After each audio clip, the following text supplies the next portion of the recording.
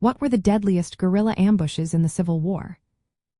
Imagine small groups of fighters hiding in the woods, waiting for the right moment to strike a much larger force. That's the essence of guerrilla warfare during the Civil War.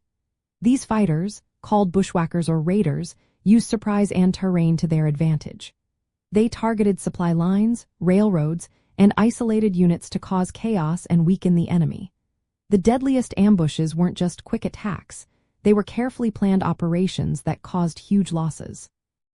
One of the bloodiest was the Centralia Massacre in Missouri in 1964. Confederate guerrilla leader William T. Anderson, also known as Bloody Bill, led about 120 men in attacking a Union troop train. They stopped the train, took about 24 unarmed soldiers, and executed them right there. When Union troops responded, Anderson's men set an ambush. They lured the Union soldiers into a trap and launched a fierce attack. Many soldiers, mostly inexperienced recruits, were killed or chased down as they ran.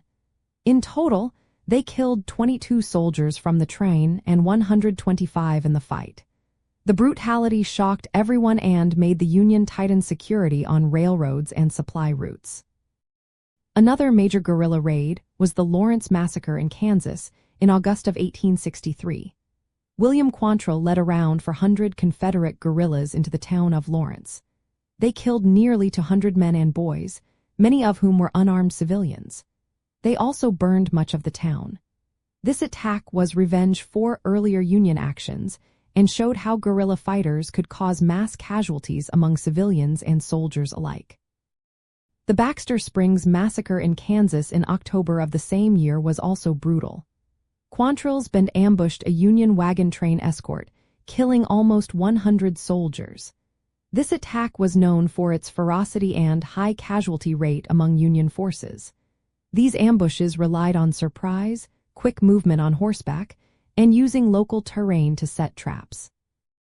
Guerrilla fighters knew the land well, which helped them escape after attacks and made it hard for Union forces to catch them.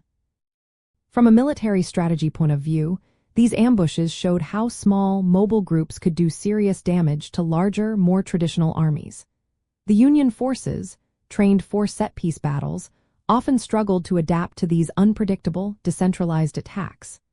These tactics kept Union commanders on edge, forcing them to protect supply lines and garrison towns more heavily. In terms of technology and tactics, guerrilla ambushes demonstrated the importance of mobility, surprise, and local knowledge.